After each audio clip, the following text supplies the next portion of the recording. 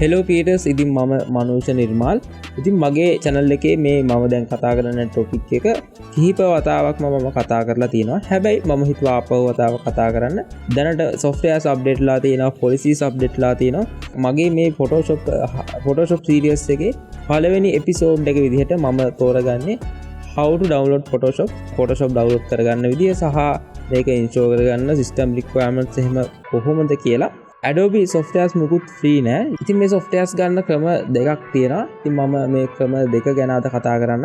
පළවෙනි ක්‍රමය අපි කතා කරලා ඉමු ඉස්සල්ලාම. ඉතින් මම දැන් මේ ඇවිල්ලා ඉන්නේ Adobe website එකට. website එකේ අපිට ආපුවහම බලා ගන්න පුළුවන් individual business students and teachers university schools මේ වගේ plans කිහිපයක් තියෙනවා. ඕගොල්ලොන්ට පුළුවන් මේ එකකින් කොහොම හරි ඕගොල්ලොන්ට ඕනි softwares මොනවද ඒවා බලලා බයි කරන්න. ඉතින් ඔයගොල්ලන්ට Creative Cloud Pro version එකම ගන්න පුළුවන් ඕනනම් ඔයාට softwares කිහිපයක් මම පාවිච්චි කරන්නේ. උදාහරණයක් විදිහට ඔයා After Effects, Premiere Pro, Photoshop, Lightroom, මේ Illustrator මේ ඔක්කොම ඔයාට පාවිච්චි කරන්න ඕන නම් ඔයාට සිද්ධ වෙනවා Creative Cloud මේ plan එකට යන්න. මේක මාසයකට තමයි අපිට pay කරන්න වෙන්නේ. දැනට තියෙන softwares ඔක්කොම ඔයාට මේ plan එක ගත්තොත් buy කරන්න පුළුවන්. එහෙම නැත්නම් මෙතන තියෙන ඔයාට අවශ්‍යම softwares කිහිපය විතරක් buy කරන්න. ඉතින් මම හිතනවා ගොඩක් Photoshop and Lightroom කට්ටිය use කරනවා හින්දා photography කරන කට්ටිය. ඉතින් මේ package එක ගොඩක් වාසි වෙයි. මේ photography වලට වෙන package එකක් තියෙනවා $19ක් වගේ වෙන්නේ මාසයකට.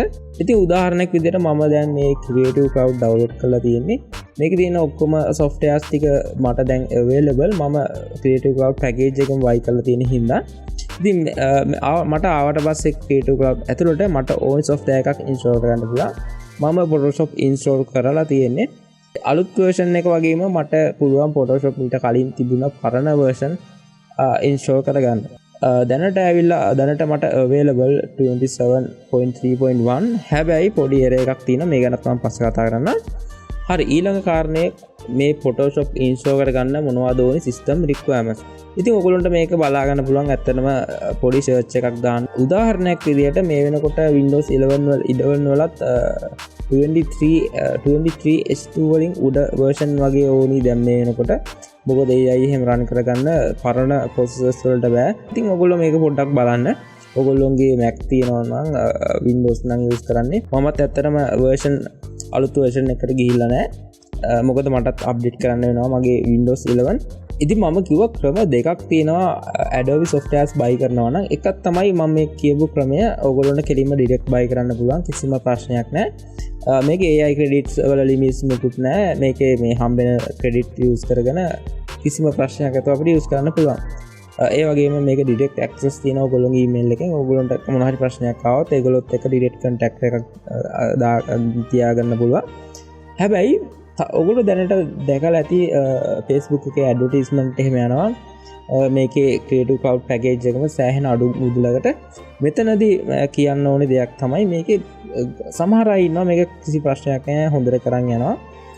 මේක ඇත්තටම වෙන්නේ මේ business package එකක් මොකක් හරි අරගෙන මේකේ usersලාට වෙන වෙනම access දෙන එක. මේක සාමාන්‍ය හොඳට කරන් යන set එකක් ඉන්නවා සහ scam එකක් විදියට කරන set එකකුත් ඉන්නවා. ඉතින් මේක මම හිතන්නේ ඔයගොල්ලෝ ටිකක් පරිස්සම් වෙලා මේකේ ඔයගොල්ලෝගේ comments reviews එහෙම බලලා පොඩ්ඩක් ගන්න. ඉතින් මේ channel එකේ කරන Photoshop series එකේ පළවෙනි වීඩියෝ එක තමයි මේක. අපි ඊළඟ වීඩියෝෙන් හම්බ වෙමු.